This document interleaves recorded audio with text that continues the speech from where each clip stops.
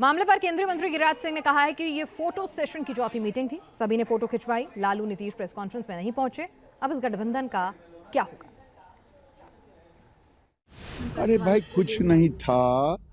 Photo session का चौथा meeting थी। अच्छा फोटो सेशन हुआ और उसमें सबसे बड़ी बात हुई कि लालू जी और नीतीश जी प्रेस कॉन्फ्रेंस में भी नहीं रहे, बायकॉट करके निकल गए। अब क्या होगा उस इंडी का, गठबंधन का? वो गठबंधन टोटल फेल है।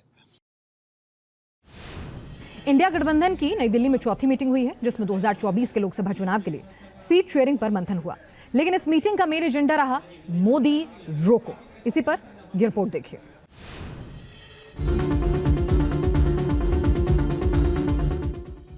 देश भर के तमाम विपक्षी नेताओं का ये जमावड़ा ये बताने के लिए काफी है कि विधानसभा चुनाव में बीजेपी को मिली बम्पर जीत ने इन्हें नई रणनीति बनाने पर विवश कर दिया है।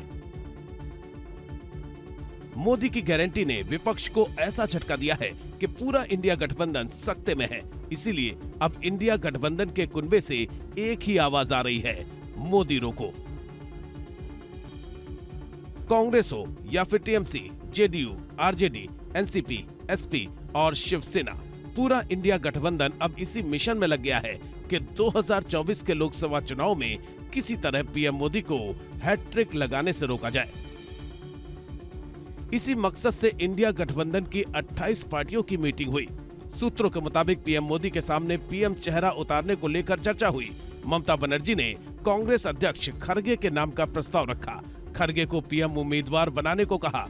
अरविंद केजरीवाल ने प्रस्ताव का समर्थन किया, लेकिन खरगे ने चुनाव के बाद पीएम पर फैसला करने की बात कही।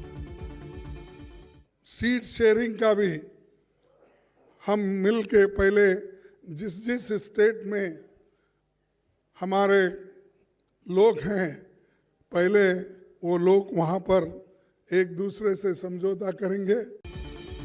पीएम उम्मीदवार पर चर्चा के अलावा पूरी मीटिंग में सांसदों के निलंबन का मुद्दा छाया रहा। मीटिंग में संयोजक बनाने और सीट शेयरिंग पर कोई बात नहीं बन पाई। सूत्रों के मुताबिक ममता बनर्जी ने 31 दिसंबर तक सीट शेयरिंग का फॉर्मूला तय करने की डेडलाइन दी है।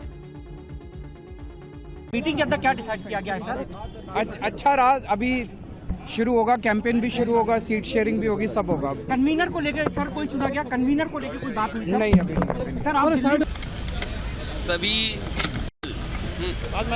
बहुत जल्दी टिकट बांट करके मैदान में जाने के लिए तैयार है। गठबंधन जो बना है जी, ये जो मैंने पहले दिन से कहा, स्ट्रेटेजी हमारी वही पीडीए रहेगी और भारतीय जनता पार्टी को हराएंगे।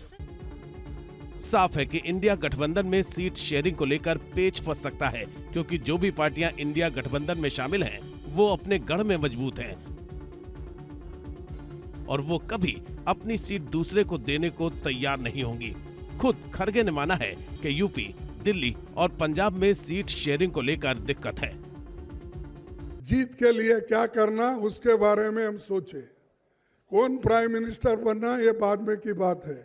एमपीज अगर नहीं है तो प्राइम मिनिस्टर की बात करके क्या फायदा है। तो इसीलिए हम पहले अपनी संख्या बढ़ाने के लिए एक होकर सभी लोग लड़के हम मेजॉरिटी लाने की कोशिश करेंगे। वहीं इंडिया गठबंधन में संयोजक को लेकर भी पेच फंसा है, क्योंकि कांग्रेस इसे अपने पास रखना चाहती है, जबकि जेडीयू सीएम नीतीश कुमार की इस पर दावेदारी ठोक रही है।